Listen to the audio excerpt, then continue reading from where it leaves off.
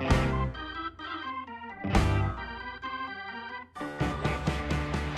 him. No, they didn't. Oh, my gracious. Yep. How about that? With the second pick in the 2011 NFL Draft, the Denver Broncos select Von Miller, linebacker, Texas A&M. He's the greatest ever, huh? And then I just wanted When you got all the advantages, it's easy.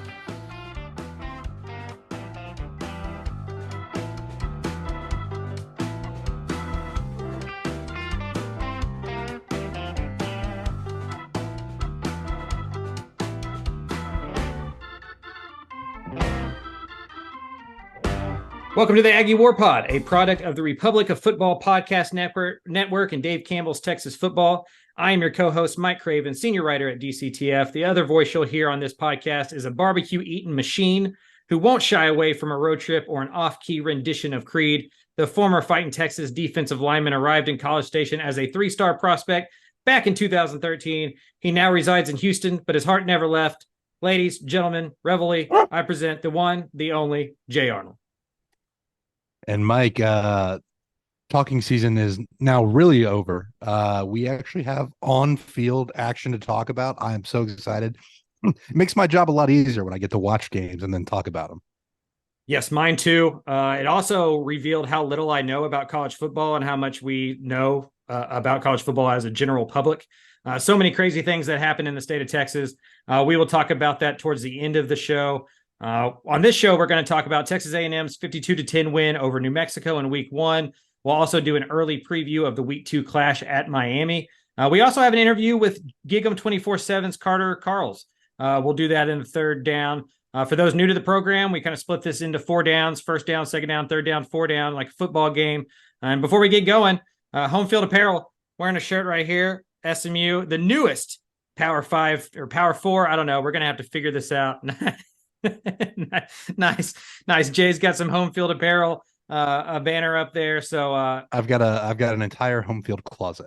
Yeah, I do. I'm starting to look like that as well. Trying to collect shirts from all the FBS teams in the state of Texas. I believe they have 8 or 9 of the 13 up there. So go and get those. If you've never ordered from Home Field Apparel, you can use the promo code WHOOP, WHOOP, and get 15% off. We get a little bit of a kickback for that. So please go ahead and use that code for your benefit and ours. And then please rate, subscribe, 5-star, tell a friend, all that kind of stuff that grows a podcast. That's how we're going to get more and more viewers here and do bigger and bigger things, is by you helping us spread the word.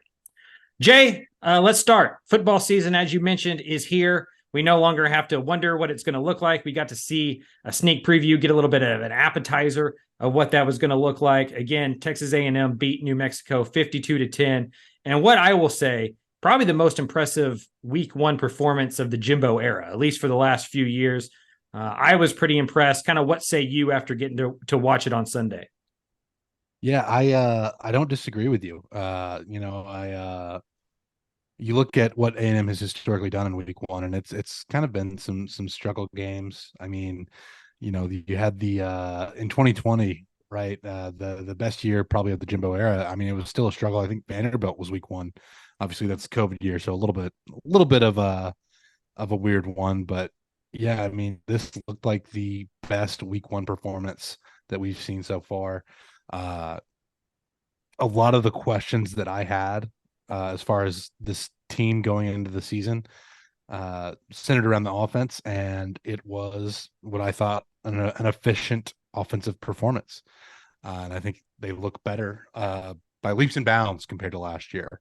Now, we'll see if that holds true for the rest of the schedule. Obviously, things are going to get a lot tougher, but I think a lot to be excited about if you're an A&M fan. Yeah, I mean, it's New Mexico, probably one of the top 5 worst teams in the FBS. If they cared to fire their coach, if it was a big-time program, they'd probably be looking at that, pretty soon. Just haven't had a lot of success recently. But we talked about offseason, and it wasn't just all offseason, but just what would that offense look like? How much of it would look like Bobby Petrino? How much of it would look like yesterday Texas A&M and Jimbo Fisher's kind of last few years at the helm?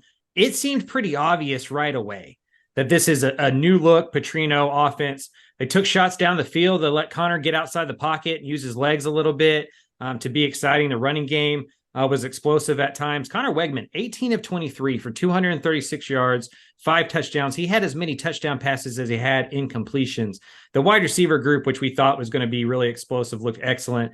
Evan Stewart, 8 catches, 115 yards, and 2 touchdowns. Noah Thomas, your boy, 6 catches, 74 yards, 3 touchdowns. Let's just stick with the offense for a little bit. Obviously, again, it's New Mexico. The talent level in Texas A&M versus New Mexico, not going to give you a great sentiment there, more of a preseason scrimmage. And that's what week 1 is usually for, right? Is to kind of get those bugs out. You don't have preseason games like the NFL. But how much are you encouraged? Like, what is your level of encouragement leaving week 1, just if we're sticking with just the offense and maybe just the passing game? Yeah, I'm going to pat my own back and talk about how I was on the Noah Thomas train for a while there, and it was nice to see that kind of pay off. I just need wins like that, considering how bad my gambling picks are in college football. It's a tough one. Tough week 1. Tough week 1. One's always tough in college football. But sticking with the offense. I mean, I just have to be encouraged by. I mean, you didn't see as many delayed game penalties, right? Like, I think that was a big problem with the Jimbo era. You're burning timeouts early, and then you look at the receivers and how much they were pushing down the field, right, and taking advantage of their skill sets. And when you have guys like Evan Stewart, Noah Thomas, and Anais Smith, it doesn't make sense not to take advantage of that. And then like we saw a good dose of Ja'Day Walker too, and so having 2 of those kind of like big body receivers and Noah Thomas and Ja'Day Walker is nice. And then having guys like Evan Stewart, who with his speed and ability to jump and get the ball can stretch the field. And then a guy like Anais Smith in the slot, like it does feel like an embarrassment of riches. And I mean, we didn't even see that much of Moose Muhammad. Obviously, he gets a touchdown toward the end of the game, but there are so many weapons. And then, running the ball offensively, I was kind of impressed with Amari Daniels and his explosiveness. And obviously, A&M, it felt like they were leaning on the passing game quite a bit early on, which I think part of that too is getting Connor Wegman confidence going into the rest of the season. No doubt. And it felt like that was pretty obvious early on. But you touched on it too. Wegman seemed a little bit more free to get out of the pocket, and he had a few runs. I mean, he's listed as having 3 rushes for 22 yards in the stat book. But it was just him getting out of the pocket and him seeming to not play as robotic as last year. And I think that's a function of Bobby Petrino's offense as well. Obviously we'll see if it keeps up, but man, a lot of good things to talk about with this offense. I know a couple of the quarterbacks who have played for Jimbo Fisher at A&M just through the recruiting world. And, one of them's dad is a pretty famous high school football coach here in the state, obviously. So we can probably connect some dots there. But one of the things that they say is just there's kind of a paralysis by analysis, right? When it comes to Jimbo's offense, that it's so thick, that it's so old school, that they put so much on the quarterback that you're always worried about making a mistake more so than going and making a play. And it felt like that was sometimes true last year with Wegman, that he was going to take the safe play. He wasn't going to push the ball down the field. He wasn't going to throw an interception. He wasn't going to do something that was going to get him benched or yelled at or ridiculed. It looked like Saturday, and again, we got to preface this with it was New Mexico, and he's going to play tougher defense, but he looked like a guy who was playing free, who looked more like he was playing at Cypress Bridgeland again, having a lot of fun, pushing the ball down the field, being the best athlete on the team and going and leading that way. So I think a big-time encouragement for the offense there in the passing game. Like you said, the running game looked pretty good. I wanted to ask you, kind of what were your thoughts on the offensive line, specifically kind of the tackle position? And I would say probably the biggest question mark on the offensive line or on the offense is those 2 tackle spots, correct? Yeah, I agree with you. And honestly, there were some mistakes offensively, and Connor Wegman. So yeah, that was my bad. Never mind. Connor Wegman did get hit a couple times. That's another thing though that I was kind of encouraged by was Wegman was making throws under pressure and putting the ball on the money when getting hit. But sticking with that offensive line, it's just there's small things, right? Like it seems like guys are reaching sometimes. The running game was decent, but I think it would have been nice to be a little bit more dominant up front against a team like New Mexico. And obviously, like there's some struggles with Chase Bisontis. He's a true freshman. It's going to take some time, and that's perfectly natural. Obviously, we'll see when Ruben Fothery gets back, how that kind of shakes out. But yeah, I still have some worries there about the offensive tackle positions. Is that the toughest unit for week one? Right? Like, I know football is a team sport, but a lot of it's individual, right? Like the wide receiver's on his own on the outside, the running back's doing his thing, the quarterback has his. But like for an offensive line, it's always felt like such a 5-man unit. Do you need to play a little bit together before you start kind of getting that communication together and not making those mistakes? Absolutely, and that's what we talk about with that continuity. I mean, I don't have the statistics in front of me to back this up, but I am almost 100% certain that false starts and delay of games and things of that nature tend to be more likely to occur in week one. False starts, especially among the offensive line. I think that it's just adjusting to snap counts, adjusting to live crowds. There's so many factors that go into an offensive line's discipline and whether or not that they're able to execute. And a big part of that is just having that continuity. And, I probably sound like a broken record because I talk about continuity all the time and how it affects offensive line play. But you're 100% right. Like week one is always going to be the most challenging for the offensive line, in my opinion, just because you have to be in sync with the guys next to you to a level that maybe the receivers and running backs and don't necessarily have to. Obviously, there's a little bit of that still in sync part of the offense with quarterbacks and receivers being on the same page. Sure. But I just think as a position unit, offensive line being out of sync is a common occurrence in week one. You got to get that communication right. Like you're going to see a lineup that you may have never seen in practice before, right? Or they did a stunt that you hadn't practiced against, or they came out in formation you hadn't practiced against. You got to get that right, get that communicated against live fire in a way that you haven't before. And like you mentioned, you got a true freshman at tackle, a center that didn't play much last year, that didn't play a lot in the offseason, kind of back. It was good to see Bryce back in the lineup, kind of anchoring the offensive line. And so I think that they're going to continue to get better and better each week. But I thought it was a pretty encouraging week one. I mean, as much as, again, it's New Mexico, right? So like they're going to see better and better competition. What about the defensive side of the ball, right? Your side of the ball, the spot that you played as a layman, as just somebody who watched the game on replay on Sunday after I got back from the TCU game and stuff. They looked more explosive. They looked like they were playing a little bit, again, kind of like Connor Wegman, like a second year in the offense or a second year in the defense. Looked like they knew what they were doing a little bit more, and some of that talent kind of rose to the top and was able to go be free and play some football in a way that maybe it looked like they were thinking too much last year. Yeah, and look, we talked about the rushing defense being the biggest issue. New Mexico felt like a team that wanted to run the ball. They averaged 2.8 yards per carry, and A&M held New Mexico under 100 yards rushing, which is not something they did against anyone last year. And, again, grain of salt considering the opponent, but it did feel like they were just more explosive. Walter Nolan in particular, I mean, he just felt like he was constantly in the backfield getting penetration. And then the guy that I may have been most impressed with is a transfer coming in from Boston College, and Josh DeBerry had a fantastic game. But it felt like that A&M was just kind of resetting the line of scrimmage more than they were last year, right? Like last year, they're not getting blown off the ball. This year, they're blowing the offensive line off the ball. They were pushing guys back and being more dominant up front. And obviously, there's still some issues, some things to work out. But I was very encouraged with the defensive line play in particular. What about the pass rush? Does that still concern you? Just Carter kind of talked about this in the interview we'll do in the second down. Like, who is that guy? Who's the guy that's going to go get 10 sacks and demand double teams and be a terror off the edge? Or is Durkin in this defense going to have to be creative to figure out the sacks like a Josh DeBerry coming from the second or third level to get that pressure? Yeah, I mean, it's going to be tough no matter what, just because of the nature of the game. And, with New Mexico in particular, I think there was a lot of quick hit passes. So you're not getting time to rush the passer necessarily anyway.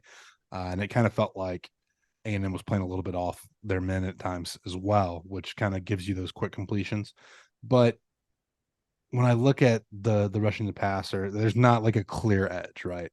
Like in my day, we had really two guys who were pretty dang effective at rushing the passer, and Deshaun Hall and Myles Garrett, who were I think excelled in that role. Nobody jumps off from that week one as far as going to be the guy that rushes the passer. Obviously, the guy that I've talked about most in the offseason was Malik Silla, but we didn't see a ton of him out there. Just because he is the starting guy at that edge. Fadil Diggs is probably going to be a guy that gets a lot of rushes on the passer, but I think LT Overton is a guy that slimmed down quite a bit over the offseason. I think that'll make him a little bit more effective as a pass rusher too.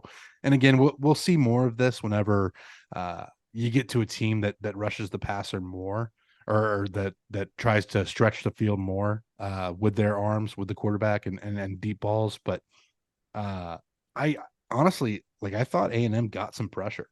Only 2 sacks show up on the stat line, but there was a couple times where the quarterback was hit as he was releasing it, or the ball sails a little bit because the guys are getting to the quarterback. So I think it's a little bit encouraging. Yeah, sacks can be kind of an overrated stat. It's as much about pressure and forcing poor throws and bad decisions as it is about actually getting that guy to the ground. 9 tackles for loss, 2 sacks, as you mentioned, 5 quarterback hits. So they were able to get to the quarterback a little bit. Shamar Turner with a sack, and then obviously Josh DeBerry with the sack. He was excellent. 10 tackles, led the team. A tackle for loss, which was second on the team, only behind Edgerrin Cooper, who had 8 tackles and 3 tackles for loss. DeBerry also had a sack. He had an interception. He had a pass breakup. He hit the quarterback. Is he going to be the number one guy? I think most of us, at least me, kind of assumed Tyreek Chappelle was going to be kind of the number one corner for A&M. I guess it's a good thing to have multiple guys who can step up and be that way. But I didn't think he was good. I guess going to the off, he was kind of a forgotten guy early on. We talked a lot about Tony Grimes and some of the other transfers in the secondary. And it looks like Josh DeBerry is definitely the best incoming transfer on that defense. Yeah, I was thoroughly impressed with Josh DeBerry, and I think he may be that number one corner going forward. Obviously, things will change, and it'll depend on matchups, and different guys may match up better against different receivers as well. But I mean, it's hard not to be impressed with the performance he put on. Just an instinctual ball player, and strong. I think stronger than I expected him to be, as far as tackling and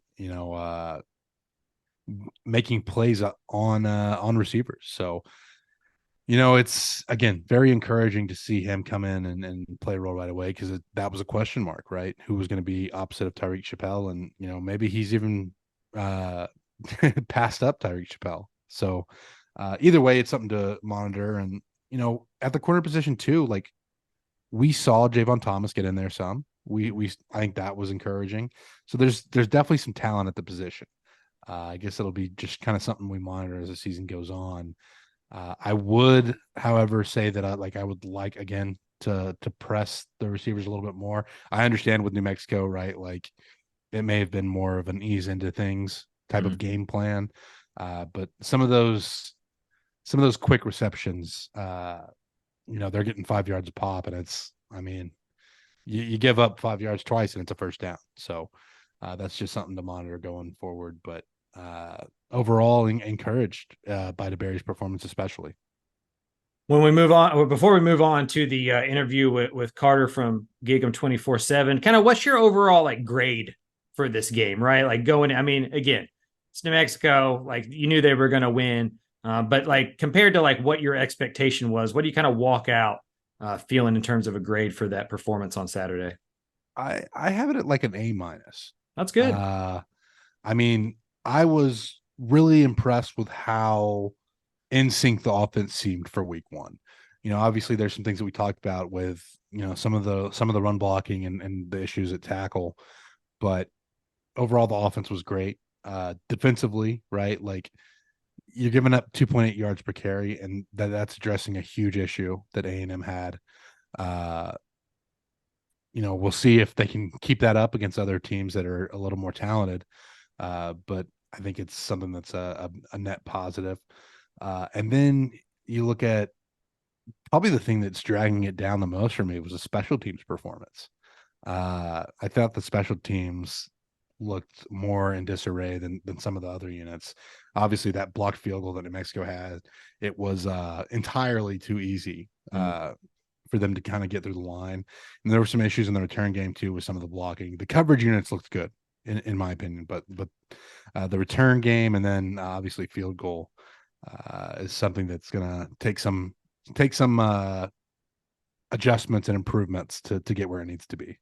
And there's going to be some games where that's going to be the difference. Like the margins are going to get smaller and smaller as that SEC lineup gets going. There's going to be some games that come down to the end, and special teams is going to be the third phase of the game that dictates some of that stuff. And so I think the other thing, I think A- is pretty good. And then when you look around the SEC, especially the SEC West, you go, hey, all of a sudden, A&M looks like maybe the second best team, right? With LSU losing to Florida State and just kind of what that looked like. The Harold Perkins thing, maybe we'll get into that later, but that's just so weird. And so like you all of a sudden you walk out of there, you see the offense, the defense is super talented in year 2 under Dirk, and you start to see ways that this A&M team gets to 9, 10, 11 11 wins and figuring out. So that's a good thing. You walked out of the Sam Houston game last year. At least I did. I watched the Sam Houston game last year and went like, this is maybe a 7-8 win team at the most or whatever. You watch it against New Mexico and you go, hey, I can see the pieces here that are going to be pretty good. Like this A&M team is probably only standing in its own way. And it seems like on the SEC West side, at least, a relatively wide open year compared to most years in the SEC West. Yeah. Alabama's still going to be very good. And I'm definitely not counting out LSU yet. No. Again, there's some adjustments that need to be made there, but again, there's a ton of talent in Baton Rouge, so that's still, and you still have to go play there after you ruined their season last year, or maybe not ruin their season, but kind of spoiled some of their outside playoff hopes. Well, maybe Brian Kelly will put Jaden Daniels at wide receiver next and just keep putting his best players at positions they've never played before and just see how it works for him. Yeah, it's again, the Harold Perkins not rushing the passer thing is just mind-blowing to me. But yeah, they dropped the man in coverage like 20 plus times, only let him rush 7. It was pretty wild game plan from there. So we'll move on from the New Mexico game. We got 20 plus minutes of New Mexico recap, which is more than what I thought we were going to do when we went into the New Mexico game. But there was just that much encouragement. I really do. I'm not an Aggie, right? I'm not a biased Aggie fan. And I walked away as impressed as I've walked away from an A&M game one, as I mentioned, at least since I've been covering college football starting in 2020. So a really good game for Texas A&M. Connor Wegman looked great, and we'll see if that continues against Miami. Before we get into kind of the Miami preview and third down, let's go in second down to our Carter Karels interview, GigEm247. Talked to him on Sunday. He was at the game on Saturday against New Mexico. He used to cover Florida State. He was a Florida State beat writer last year, so was pretty close to Miami and understands that program a little bit more than maybe the rest of us do. And so also talked to him a little bit about that, some surprising players, and just what his overall thoughts were on the season. Mike Craven here, Dave Campbell's Texas Football, Aggie War Pod, here with Carter Karels from GigEm247.com. Carter, how you doing? How you holding up after week 1? Getting to the ice bath, the ice tub, and back and recuperated for week 2 yet? I sure am. Yeah, I'm ready for this Miami trip coming up. That's gonna be fun, and I'm so excited the season's rolling. This is the greatest time of the year for sure.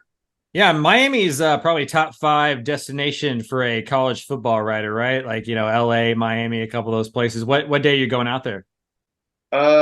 Friday. So I'll probably enjoy the city Friday night, maybe a little Saturday night, but my road trips are usually pretty boring. So we'll see. But Miami, you kind of have to live it up. So I'm going to try to do something. Go see the beach, go to the nightlife, do a couple fun things. South Beach is always an enjoyable time. Speaking of an enjoyable time, Texas A&M seemed to enjoy themselves pretty well on Saturday against New Mexico, 52-10. You were on hand for that one. I guess first off, just what were your overall thoughts on the Aggie performance? Where I'm sure all of us thought they were going to dominate, but I thought they looked pretty good.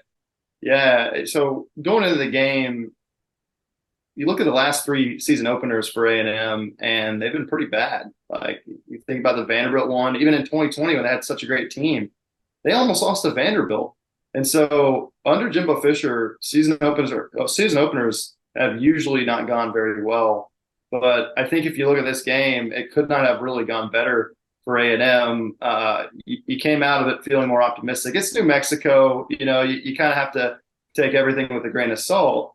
but everything you wanted to see from the offense, you could see that step forward that they needed to make. You saw a quarterback who could make a lot of the different throws that hasn't been able to been made at that position the last couple of years. You saw the receivers really take the step forward that we thought that they would.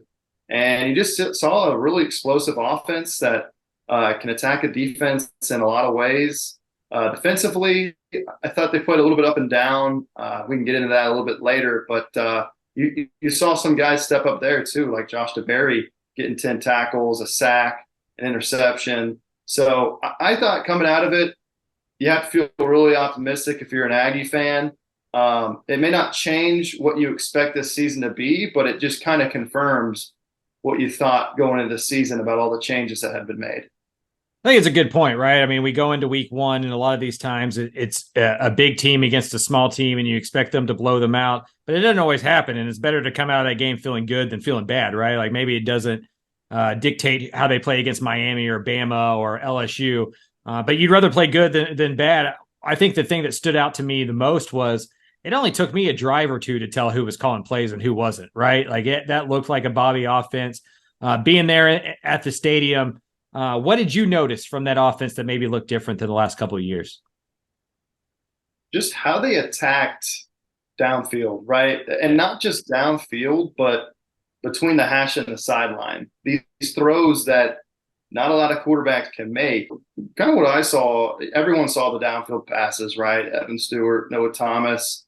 But what was different was you saw them really attack between the hash and the sidelines on both sides, which, not every quarterback can make those throws, those far sideline throws. And they had the quarterback to do it, and they had the mismatches. They went after that number 9 on New Mexico. I'm blanking on his name. He had 4 pass interferences and another penalty too. I never seen anything like that, but it seemed like almost every play they were attacking that guy. And we'd heard about the feed the studs philosophy by Petrino. It's not just a feed your studs, but it's also exploiting a weakness in the defense. And it was very clear what they had isolated as a weakness for New Mexico. I don't know if that's what the offense will look like the whole season. I think you may see more short and intermediate passing game when the competition improves. But we saw a lot of downfield passing, far sideline, those kind of things for sure. Yeah, game planning, to what the team that you're facing can do and not do, and not just what you want to do, kind of felt like a big part of it for me. Sometimes it felt like Jimbo, he has an offense that he likes to run, and he thinks it should work in the way that it should, and so he just calls plays based on that rather than like, oh, that cornerback over there is a mark, and we can go take advantage of him. So that was good to see. Defensively, I kind of agree with you, a little bit up and down. I guess I feel like this group is going to be better just because they're in year 2 under DJ Durkin and just the amount of talent that cream is going to rise to the top. But are there still some concerns for you going into year 2 and going into this Miami game? Yeah, it sounds crazy to say this when they have so much talent that they have on their defensive line. But I still just want to know, like, who is their ace pass rusher? Yeah. Do they have a guy who's going to get 10 sacks, 8 sacks?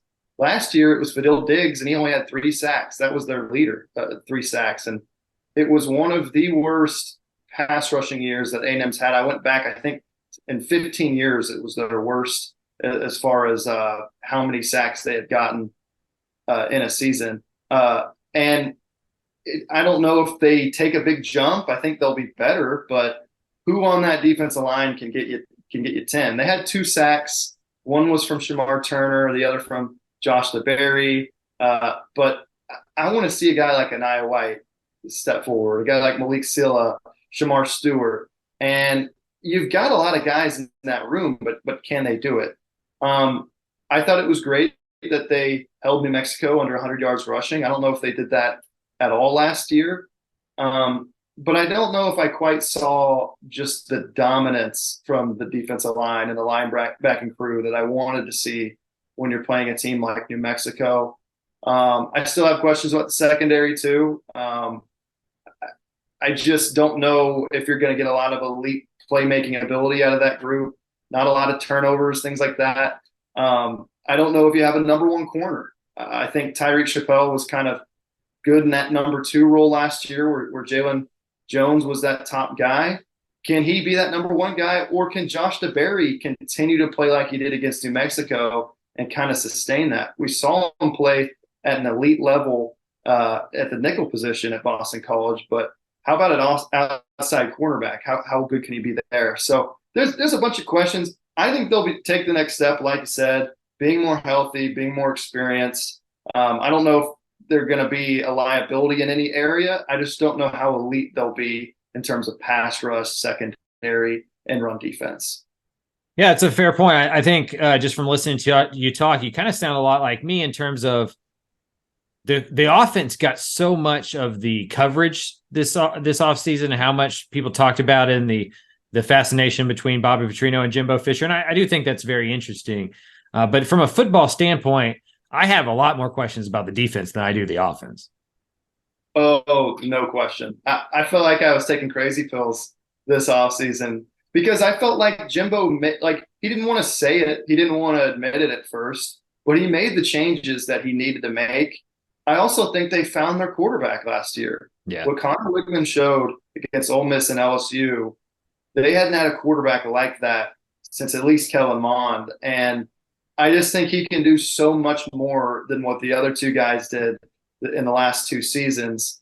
And then from a playmaker standpoint, how can your offense be bad when you've got Evan Stewart, Noah Thomas, Moose Muhammad, and Anais Smith, and not to mention the running backs and tight ends they have?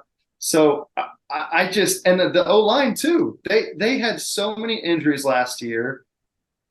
It was like a season from hell from them. And I don't think they're going to be elite this year, but they can't be as bad as they were last year. So I just felt like last year, everything that could have gone wrong went wrong for the offense. The defense, on the other hand, they still have those questions.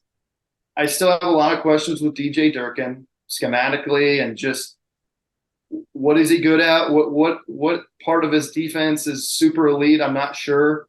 Over the last 8 or 9 seasons, I think since 2015, none of his defenses have ranked in the top 80 in rush defense, which is a pretty stunning statistic. Mm-hmm. If you're not good in the run and against the run, it's very hard to be a good defense, of course. But so can he take that step with a defense that has so much talent? That's the thing that I'm looking at for sure this season. Number 1 for sure.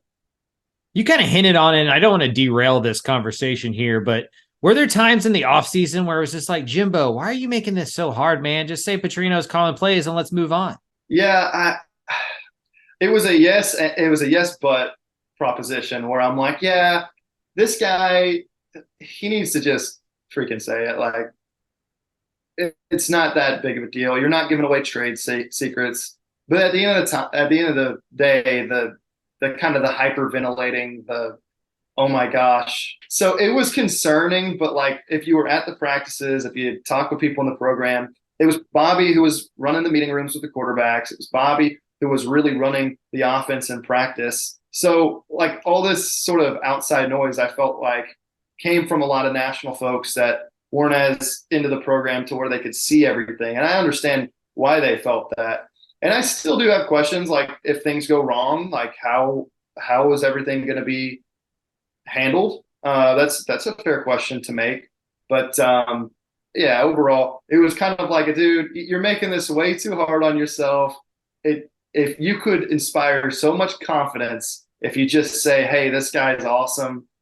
He can call plays. Look at his track record. Look at this offense. But instead, it was just kind of weird behavior that I guess appropriately made people concerned. It was just maddening because you would hear what he would say in the press conference and he would always like not really commit to anything. And then, like you said, you would talk to people in the program or some players or some assistant coaches or whoever, and they'd be like, no, Bobby's doing the offensive stuff. He's in the quarterback room. He's calling the plays. And it's like, well, why didn't he just say it then? Like, why do we have to do this whole song and dance? I remember walking out of that first practice in the spring and just how weird it was and how combative he kind of was about some of the questions and going like, oh man, this thing's not going to work. Like I should like lower their win expectations in the magazine. And then I walked out of Bobby Petrino's availability when he finally had one to kind of start fall practice. And I go, oh, I need to add a win or two back to my expectation for this team and it just felt like this weird thing that probably doesn't matter inside the locker room. But sometimes I just wonder with these coaches that are always talking about distractions, like why do they add their own distractions to the equation? It felt weird. But now that it's rolling, it does look really good. I mean, like you said, you can't have that much skill position players and not perform well on offense. If you do, it's a total indictment. So rolling into Miami, right? The first real test. I mean, New Mexico is one of the worst teams in the FBS. So what can we really learn from week one? Miami is not a world beater, but they're a good football team with a lot of talent. You got to go to Miami. What are your overall thoughts? What are your thoughts on how this game plays out? Yeah, Miami, if there was a team that was more frustrating than A&M last season from an offensive standpoint, it had to be Miami because Tyler Van Dyke, with the way that he finished that 2021 season, he was getting propped up as kind of this dark horse Heisman candidate. There was so much hype under Mario Cristobal being a first-year coach and kind of the way that he was doing on the recruiting trail. There was just this hype of like, yeah, this is going to be the new team that kind of runs the state of Florida. It was very interesting to watch. I covered Florida State last year, and the expectation was Miami was going to run things. Florida State ended up being the one to sweep Florida and Miami. I think from coordinator standpoint, it didn't work out. I think they didn't have any good receivers. I think TVD was hurt for a lot of the season. And, you got to this point where it was like, man, again, everything that could have gone wrong went wrong. This was supposed to be an elite offense, and it was terrible. Well, watching their game against Miami, Ohio, I felt like you saw closer to the 2021 TBD than the 2022. I felt like he had a couple nice receivers to throw to. I thought they could run the ball pretty well. But at the same time, it's Miami, Ohio. How much can you take from it? I just think you did see, though, that it was different from last year, which is kind of similar to A&M. So that's the big question mark for me going into this game is, can these offenses translate what they showed week one to week two, and just how much have they improved since last season? A&M is a 5-point favorite. I saw released today. Your thoughts on just a score? Oh man, I don't know if I'm ready to make a score prediction yet. I think A&M covers. I just really liked what I saw from them this weekend. I do think A&M is taking this game a little lightly, just from like a fan base perspective. It's kind of like, oh, it's a win. I think there's so many games in the SEC that people take for granted. Like A&M fans right now, it's like, oh yeah, Arkansas is a win, Ole Miss is a win, Miss State's a win. I'm like, whoa, guys, like it ain't that easy. And Miami is one of them. I don't think the environment is going to be that crazy. I've been to Miami before. It's a pretty lackluster environment. So I really don't see that playing too much into a factor here. So I think A&M wins. I'm going to go, if I have to give a score, I'm going to change this probably, but I'll go 38-27. All right, you heard it here first, guys. If you lose, just send that betting slip to Carter, and he'll reimburse you. Don't worry about it; he's got you. So A&M -5, we're rolling with. I agree with you. And some of this could be week one overreaction, but they looked really good, and I don't think Miami is quite there yet. So I think Texas A&M rolls with that one. Carter, really appreciate you coming on, man. Taking some time on a Sunday. Get there to watch that Florida State LSU game. I now remember why that game is so important to you. I forgot that you were on that FSU beat last year, so you need to go watch your Noles and enjoy that game, man. And I'm glad we're back in the college football season. Be safe on your way to Miami. Yes, sir. Thank you, Mike. Our thanks to Carter Karels from GigEm247. A fun interview. We'll try to do more and more interviews as the season goes on. Looking forward to the Miami trip. I'm jealous of him. He gets to go to Miami this week. I get to go to Lubbock. So he won that that trade or that travel vacation destination pretty handily this week. Yeah, I'll be in Hondo. This is my one off weekend, and I'm spending it dove hunting. So It's not as glamorous as Miami, but it will be a nice little vacation for me. Yeah, you honestly may win. I mean, like Miami is fun, but like I don't do the things in Miami anymore that are fun. So like I kind of I'm just there to eat football and then like check out the scenery if you get my drift, and I'm not participating in any of the shenanigans that make Miami incredible. So yeah, I'd probably pick dove hunting over that as well. I thought I was going to get a really good game in Lubbock with Texas Tech and Oregon. Tech losing to Wyoming kind of took some luster off of that one. Fox Big News kickoff was going to be there, but now they're on the Deion Sanders tour and just going to go follow him around until they run that storyline into the ground. And so let's move on to Texas A&M Miami in third down here. What are some of your, just off the top here, what are some of your kind of keys to the game? Yeah. So the first thing is going to be just adjusting to the first road test. Now, I still don't think like I almost said Hard Rock Cafe. Hard Rock Stadium, I don't think is going to be necessarily as hostile of an environment as some of the places that. Yeah, Hard Rock Cafe probably more of a scene than Hard Rock Stadium, honestly, on a Saturday night. Yeah, but when I look at it, I mean, Miami has a lot of talent. I think the key for the A&M defense is going to be rallying to the ball. When I go back and look at film, and part of this could be that there was a little bit of a deluge that Miami played in where it rained for a while, but it didn't really seem like they were stretching the field vertically. I don't know if they don't trust Tyler Van Dyke's arm or if it was the weather, but a lot of quick passes, a lot of screens. With that being said, Miami has some guys who can take the top off of a defense. In particular, look at Colby Young. I mean, he's a 6'5" strong receiver, like 6'5", like 214, I think is what he's listed at, but also has true like breakaway speed. And he was the first touchdown of Miami's game. He kind of takes a screen and then runs past everybody, which is impressive. And he also had some powerful things. And then the other side is stopping the backfield. A lot of talented running backs there. They have a stable. The first guy on is probably going to be Henry Parrish Jr., but then you have AJ Allen, who's a Nebraska transfer, and Mark Fletcher, who is a true freshman that runs really powerfully. Maybe something you don't necessarily expect from a young back, but shutting down those guys, I think, is going to be the key for A&M's defense. And then offensively, dealing with pressure. Lance Guidry, the new defensive coordinator at Miami, is going to be aggressive. You don't necessarily talk about eye candy as much defensively, but he's going to try to disguise pressures and also bring a whole bunch of guys up to the line of scrimmage to throw off the protections. So for the offense, it's going to be communicating and adjusting to pressures. Whenever I've faced Miami in my life, the eye candy and probably nose candy have also been kind of an interesting part of the Miami lifestyle. We talked about this preseason, but you don't think it's that big of a deal during a week, right? To go to Miami. It's going to be they're going to come in there Friday. They're going to do a team thing. They're going to be locked in their hotel. So you don't expect like any Miami distractions to play in there. But Miami, they look pretty good. I mean, they played Miami of Ohio. It's kind of like Miami on Miami violence there. And like the Confusion Bowl. Yeah. Like New Mexico, it's hard. I mean, like how much do you really take away from it, right? Like, but Tyler Van Dyke looked pretty good. Their quarterback is back from this year. He was 17 of 22, 201 yards. He did throw an interception. He had a long 44, one touchdown. They don't look that, you kind of mentioned this. They just don't look that explosive.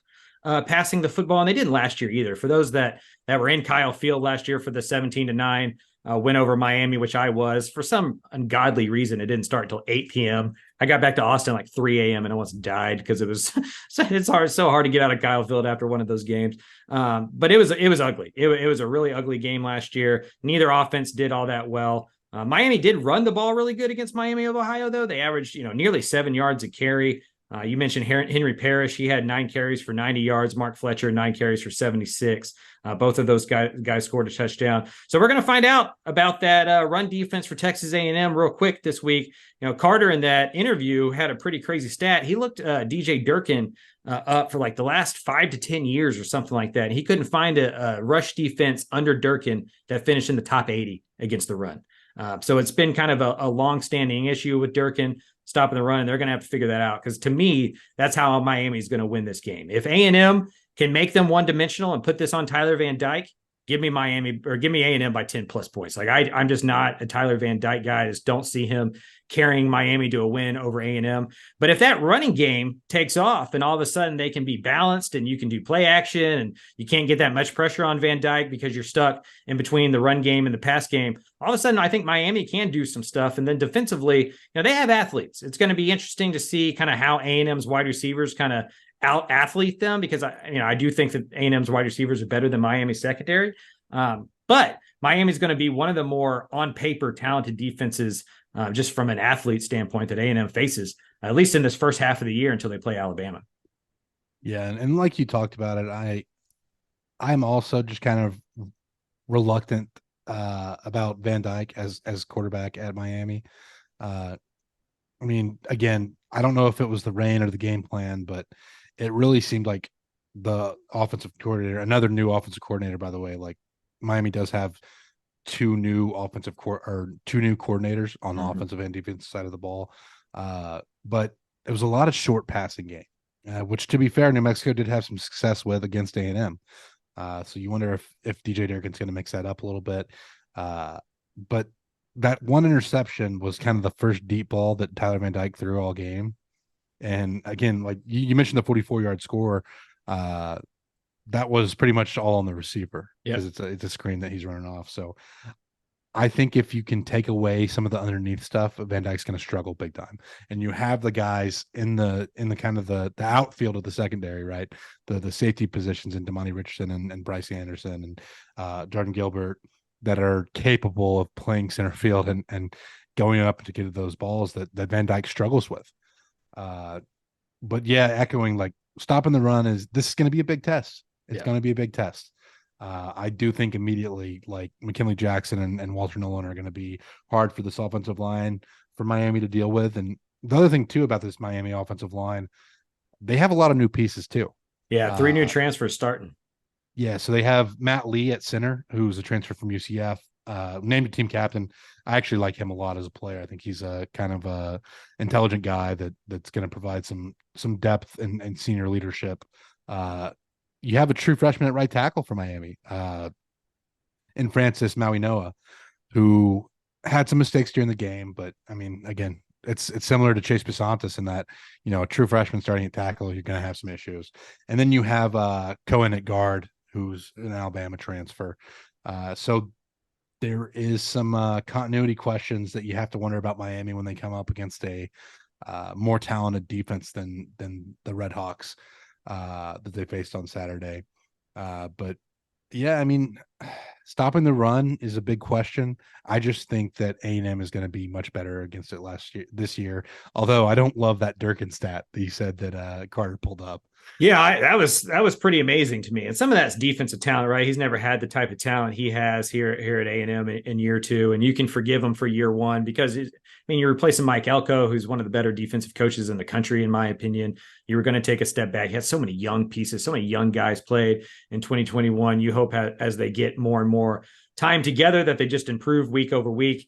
It was a good step in week 1. They populated the football. I thought the linebackers played pretty well against New Mexico. I wrote down, for my keys to this game, for offense, I wrote down stay aggressive, right? Like don't change what you did against New Mexico just because you're playing against a better team. Push the ball downfield, be aggressive, let Connor Wegman be the guy, let him be confident, let him go make some plays. And you may throw a pick or two, right? Like you may make it a mistake, but that's okay.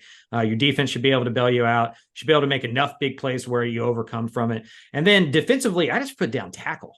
Right? Like this seems like one of those games where Miami's going to try to get defenders into space, either in the screen game or the quick passing game or in the running game. And it's going to be up to A&M to make tackles in open space and kind of bring down those athletes and prevent big plays. I think if they can do those things, if they can stay aggressive offensively, and if they can tackle pretty soundly defensively, A&M's a 5-point favorite. I think I'd take A&M to cover, win by a touchdown or more on this one.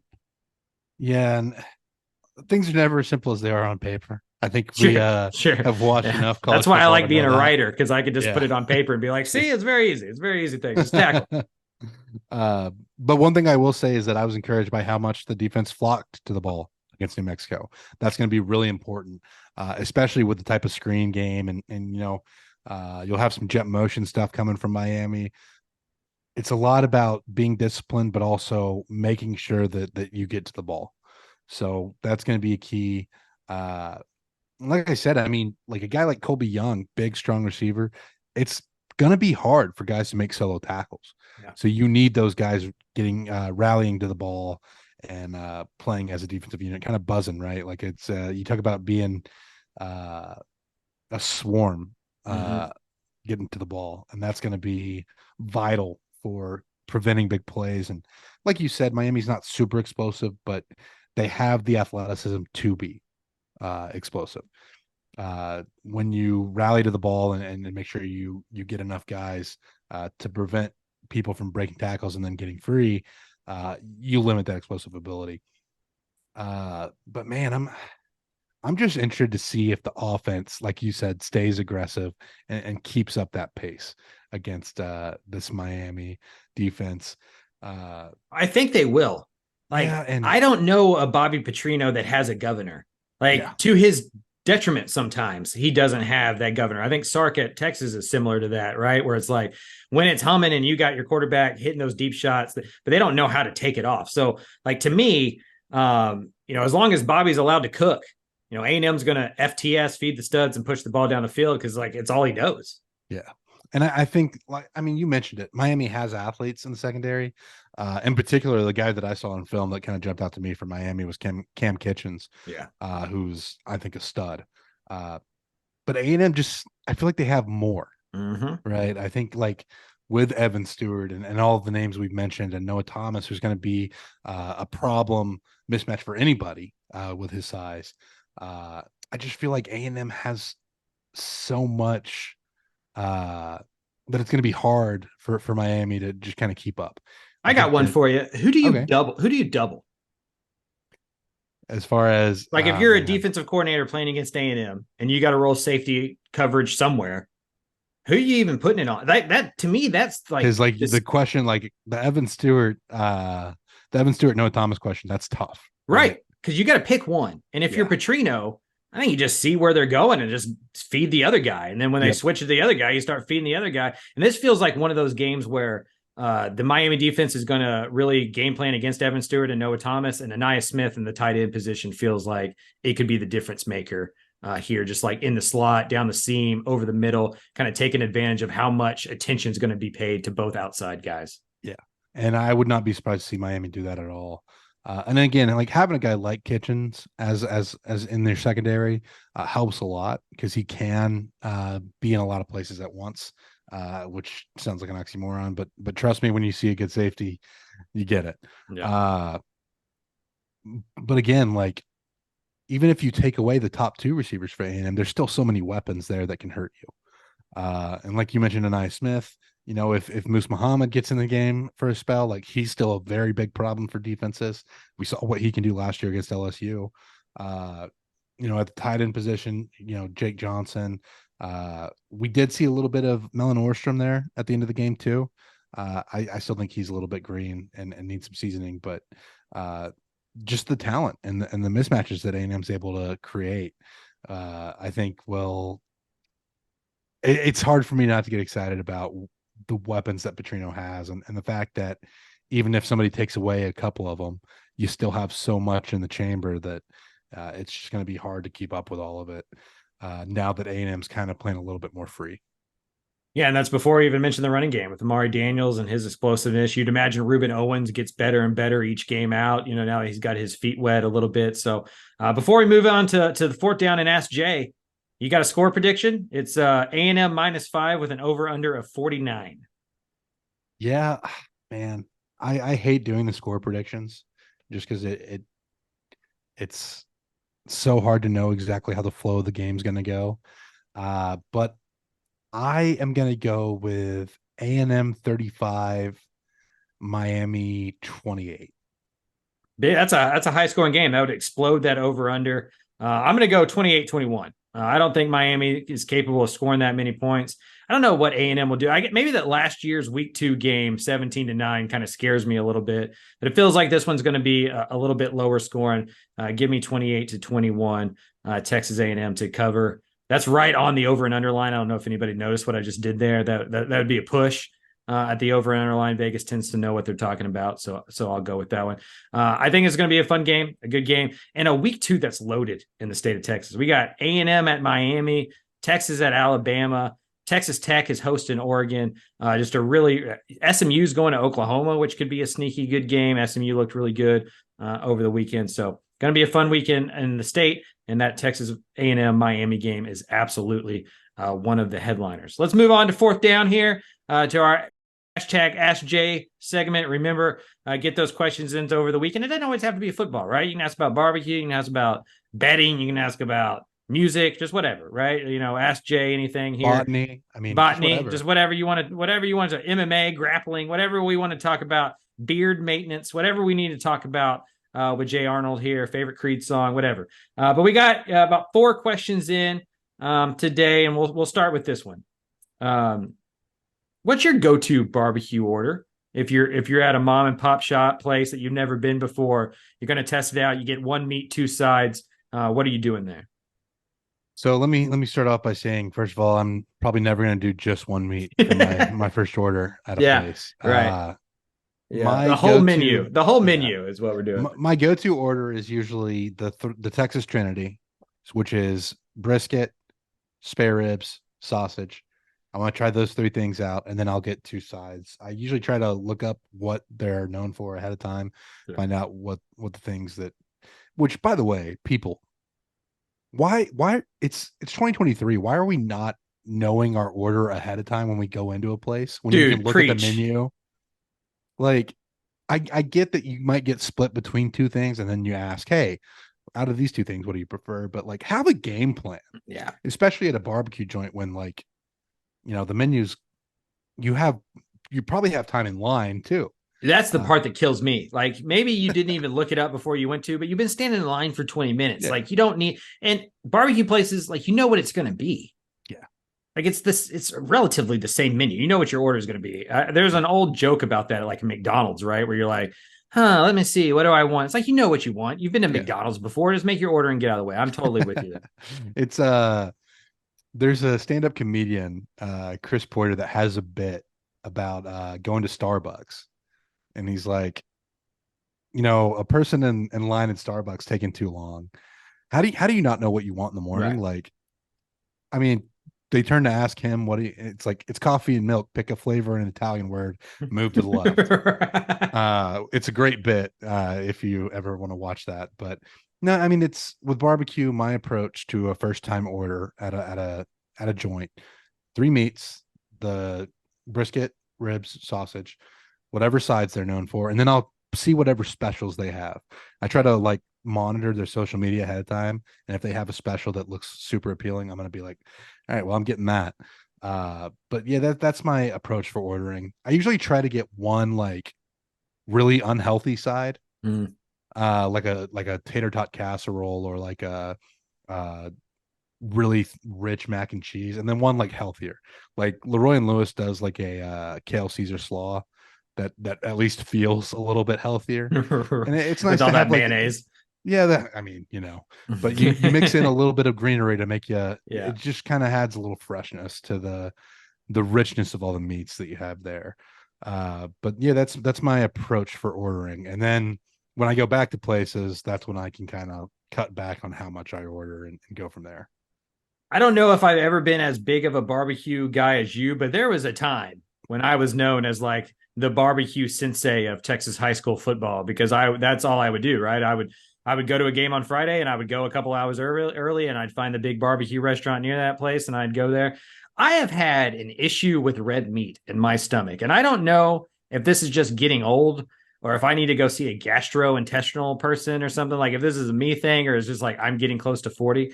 But brisket absolutely murders me nowadays. Like, I judge the Texas high school barbecue competition, which, by the way, we need to get you to one of these years. It's a lot of fun. A bunch of teenagers cooking a lot of meat. Some of it doesn't come out very good, as you can imagine. But there's some that are pretty good, that are like, pretty excellent level barbecue. I didn't make it out of Del Diamond. I judged the brisket.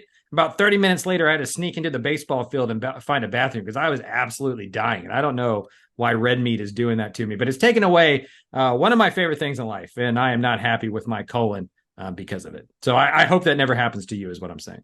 Yeah, I mean, honestly, once it does, I'll probably just like keep abusing myself. If if I know me, Yeah. I will just power through it and suffer, and that'll be okay. I've become a turkey guy at barbecue places, and smoked turkey is really good. Like it doesn't like I go turkey sausage a lot of times because that just tends to be easier on the stomach these days. But turkey at barbecue places, I think, is like the most underrated meat that they serve. And then with you, where do you stand on coleslaw? I think coleslaw gets a bad rap. I love me some good coleslaw, especially with barbecue, because it tends to cut it of the smokiness a little bit, and I enjoy that part of it. Yeah, and I've been reading this book. It's kind of a cookbook, kind of not. It's called Salt, Fat, Acid, Heat, and it talks about the kind of the elements that go into a meal and how you kind of need balance. All meals are determined by those four factors, but there has to be a balance that helps you achieve what you want. And I like slaw, and I there's coleslaw. There's also like a lot of places do like a vinegar slaw that's got some acidity to it. But like you said, you need something that just kind of cut through the fat and the richness of the meat and the smoke, and the savoriness of the flavors there. It's about balance. So that's where the slaw comes in, and I get it. It's not for everyone. I'm not going to tell you that you have to have some kind of slaw to have a true barbecue experience, but I do think you have to have some kind of like brightness there. There's, a few joints that do some other things to mix it up. I liked what I think Smokin' Z's and Willow's do together. There's like a tomato cucumber salad thing that goes on, and I kind of like that as a little bit of balance too. A little bit of palate cleanser. Yeah, KG Barbecue in Austin is the fusion of fusion of Texas and like Middle Eastern food. Like the pitmaster is Egyptian from Cairo.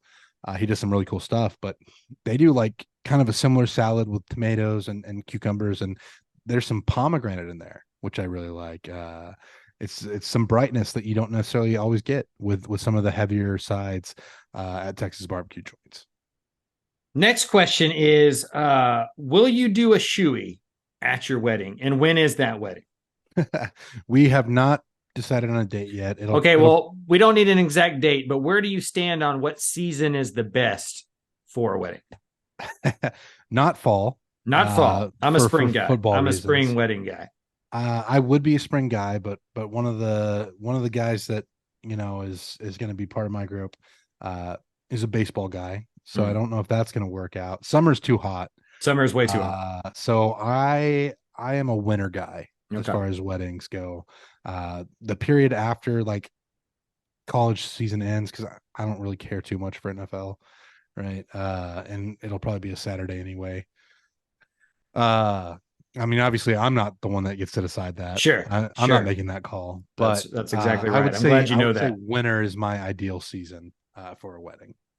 How's the engagement going for you? I'm on number 2. This is the second time I've been engaged. I got married first time. Just wanted to get the first mistake out of the way. Being engaged stinks. Like I remember the Mike Leach quote about it like being purgatory, and you're just like holding on, and like you're not quite married yet, but you're no longer dating. You also have no opinions that matter during this process. Like I get asked so many wedding questions, and then I give my opinion, and it's as if like, why did I even give it? You know what I mean? Yeah. Like you just wanted to see if I would agree with what you're doing. And if I'm not, you're still going to do it. So like, I'd rather just like keep doing my thing, and I'll just show up and be like, oh, this is nice. This is amazing. Like, I don't care. So like, I have a hard time with the wedding stuff. Cause I'm somebody who like, if I get asked a question, I'd like to like put my opinion in there. And if I'm not allowed to, then just don't ask me the question. And like, I'll just go on with my life. Like, it's not that big of a deal. I don't really care what we get served. Well, we're not into the planning process very hard yet. So I think once that arrives, that'll be some questions for sure. But as far as the engagement, I mean, it's been good so far. We've already been living together for a while. That helps. So, like, no doubt.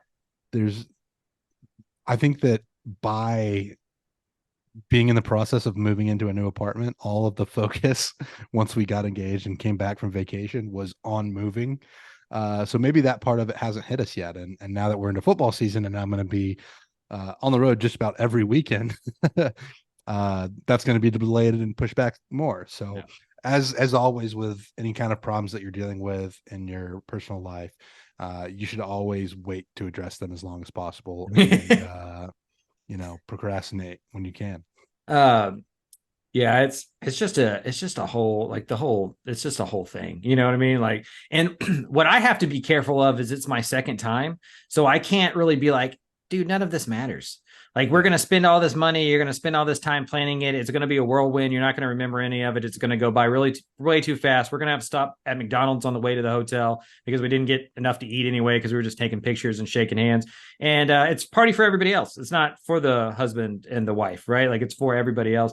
Stop taking it so seriously. But if I say that, I probably may not get to my second wedding date. So I have to just sit there and be like, oh yeah, no, that sounds tremendous. Let's spend $30 million on this thing. Like, that sounds absolutely fun.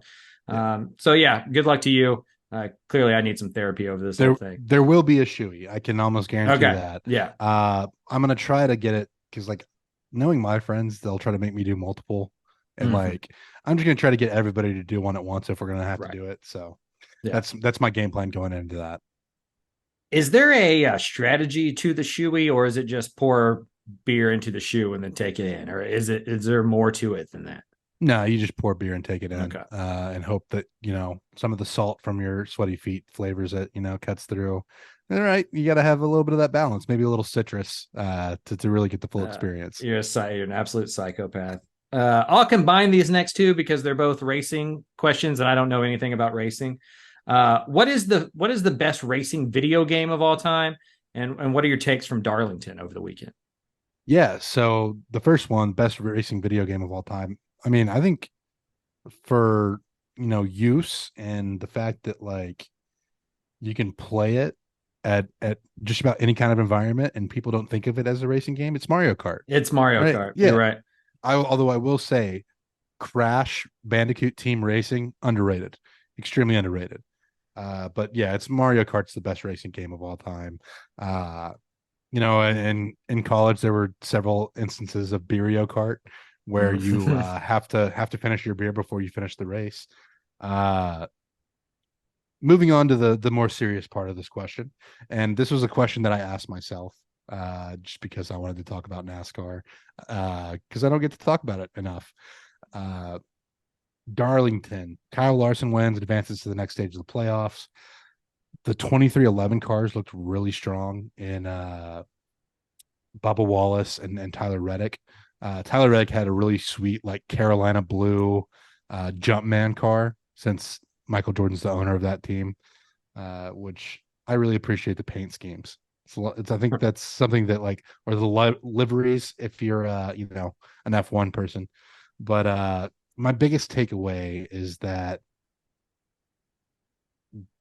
the first round of the NASCAR playoffs is going to be kind of the easiest to predict, just because I think some of the guys that won one race this year, and Michael McDowell and Ricky Stenhouse, they're not going to be really factors on the 1.5 mile type tracks. So those two guys are probably going to be out of the playoffs after the first round. My second takeaway: some of the guys that are not in the playoffs are going to have a big impact on this postseason race. There was a incident between Alex Bowman and Daniel Suarez that ended up catching two playoff contenders who had nothing to do with the original incident. And that's always my biggest fear as a NASCAR fan watching this, is non-playoff drivers taking out playoff drivers, with the playoff drivers have nothing to do with the incident. So that's something to keep an eye on going forward. But Darlington's always a great place that I want to watch a race. They run like a lot of throwback paint schemes, which I'm a sucker for any kind of throwback. Like this weekend, like the University of Houston game, those Love You Blue jerseys were fantastic. Yeah, I got to break that one. That was probably the hardest thing that I've ever kept under wraps, just because I wanted to talk to my friends about it. Like, usually news I get, like, is not all that fun, so I can hold it and publish it, and it's not that big of a deal. It's not like I need to talk to my friends about. But I spent a lot of my formative years in Houston. I grew up an Oilers fan. I have a lot of friends who, we were like 9 when the Oilers left, so it's the reason I have abandonment issues. That and my real father. But like, I just wanted to talk to my friends about it. Like, hey man, Houston's going to wear these jerseys. Like, look at these, but I couldn't like send them to anybody. Yeah. So I had to sit on that. That was a lot of fun. I'm older than you, so I'm going to throw out a game that maybe you've never heard of, but Road Rash. I don't know if you've ever heard of that game. It was on the regular Nintendo. You basically like were in motorcycles or something like that, and you could like have nunchucks and like hit the dude next to you while you're racing and stuff. It was like kind of like half fight, half race type deal on like the old school like Nintendo and stuff like that. So I loved that game when I was, I think it came out like 92, 93, somewhere in there. So it was like a game that I remember from my childhood. I bet the graphics are absolutely crap if we went back and looked on it. But I thought it was excellent at the time when I was a kid. That's probably my favorite racing video game. Before we get out of here, one more. We kind of came up with this one on our own here. But a wild and wacky week across the state of Texas. There are only 5 teams in the FBS level in Texas out of the 13 that don't have a loss. That's how crazy week 1 was. UTEP lost in week 0, so they also have a loss too. A&M, Texas, Houston, SMU, and Texas freaking State are the only teams in the state without a loss going into week 2. Jay, who were you most impressed by? Who were you most disappointed by in week 1? Yeah, so I think the most impressive was Texas State. No doubt. They go into Baylor, and it wasn't just they beat Baylor, but they controlled that game. Yeah. And that offense looks talented. I mean, TJ Finley looks like a new guy. And, you know, I mean, obviously I'm a little bit biased because I know GJ Kinney and you know, Craig Suits, who's on that staff as a defensive assistant. But I am just I'm thoroughly impressed with Texas State and what they did. You know, from a loss standpoint, though, I was pretty impressed with Sam Houston State's defense. Yeah. Obviously, offensively, they have some problems, but like that Sam Houston State defense performed pretty well in their first FBS game. So those are kind of the 2 most impressive. The biggest disappointments, TCU, I think defensively just looked unorganized and lost on that side of the ball. And I think we all expected them to take a step back, but I think the step back's a little bit bigger than what we expected. And then I think Baylor, obviously, you know, it's the flip side of that Texas State coin.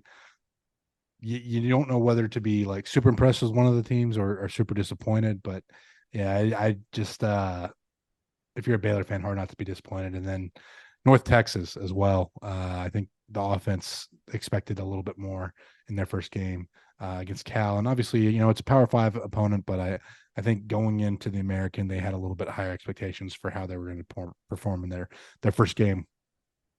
Yeah, no disagreements there. Texas State, the obvious choice for most impressive.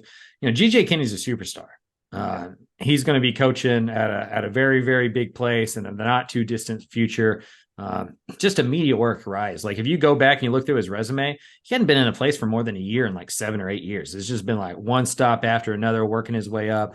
Was incredible at Incarnate Word. I had gone to a couple practices behind the scenes because I live in Austin. San Marcos is right there, and I also have a pretty decent relationship with GJ Kinney dating back for a while. And so I've been able to go to some practices, and you look at it and like Texas State under Spavital, their practices were open. So you could just go out there whenever and watch practice. And I remember being out there, and you don't always know what practice is going to look like, or you don't always know how a practice translates into a game. But I remember being there a couple of weeks ago and be like, man, this team's different. Like this team looks like a different team. They come out and absolutely mollywop Baylor. It wasn't flukish. Like sometimes you win kind of fluky in week 1 as an upset.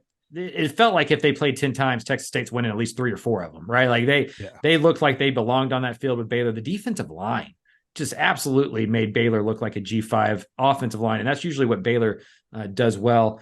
And that makes Baylor, to me, the most disappointing. I think North Texas is also a good call. You know, it was 20, I think it was like 14-14 at one point. And then all of a sudden Cal, you know, just absolutely exploded and outscored them like 44-7 in the last 2.5 quarters.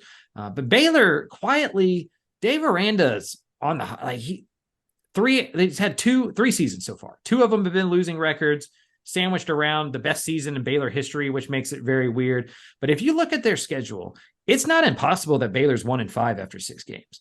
Like Rhode Island's a win, obviously, but they play Utah in week 2. They play Rhode Island, and then it's Texas, and then it's UCF, and then it's Texas Tech. Like all of those games are possible to lose. And UCF, I think, impressed me quite a bit. Yeah. In their game 1-2, and obviously Kent State's lost a lot, but UCF is the best newcomer into the Big 12. And then I'll add, in terms of like impressive, I thought Houston was pretty good. New quarterback coming over from Tech. All the doubt. UTSA is a road favorite against a new Big 12 team. And Holgerson and crew, at least that defense played really well. Thought the offense was okay at times. Made Frank Harris look as bad as Frank Harris has looked since Jeff Traylor got to San Antonio. And so some of that's the rust, right? I mean, I don't know if anybody read my story, but Frank Harris had 4 knee surgeries since the bowl game last year and couldn't walk in March and April. Really didn't even start throwing the ball again until July. So I'd imagine rust played a little bit of a part of that. But that was a big win for Houston, because if you lose that game, all of a sudden you're looking at a 3-9 or a 4-8 type season, and what happens with Holgerson. So a big win there for Dana. A lot of people talk about Jeff Traylor being the guy to replace him at Houston. Well, now Holgerson's 2-0 against Traylor. And so that's going to help him with that as well. So crazy week in week 1. It's going to be an exciting week in week 2. We mentioned A&M at Miami, obviously, Texas at Alabama, Oregon, Texas Tech, and what may be the most kind of like sicko G5 awesome game of the country this year. I think we're on the same point. Is UTSA Texas State. Yep. Released a story this year or this morning. Please go read it at texasfootball.com if you can. The GJ Kinney, Jeff Traylor origin story is insane. Just to sum it up real quickly, GJ Kinney's dad gets shot when Gary Joe's the head coach at Canton by like a dad that's notoriously insane. Comes and shoots him in the stomach. He comes back for the season, and they go 12-2, and they end up beating Jeff Traylor's Gilmer team in the playoffs that year. GJ's got one more year of high school left, and his dad's going to go coach at Baylor. So he goes and he transfers to Gilmer, which is his own saga in itself. Traylor and Gilmer's got to go in front of the UIL because they met at a Dairy Queen in Gilmer before he had enrolled. The most East Texas thing. Yeah, the most East Texas thing in the world. And like Traylor's like, you know what? Honestly, the thing I learned from that is you take them to Dairy Queen like after they enrolled type of thing, never before. So it's a really interesting story. And now they're about to play in week 2. And so just because one of those kind of like, it feels unreal. Like the further and further you get into that story, you're like, this is a sitcom. Like this just should be a book or whatever. And I have to condense this down to 1,000 words. Is that not a Friday Night Lights storyline? Yeah, absolutely. Like it doesn't even seem real. Right. Like, and so GJ Kinney at one point was told by a police officer that his dad was dead.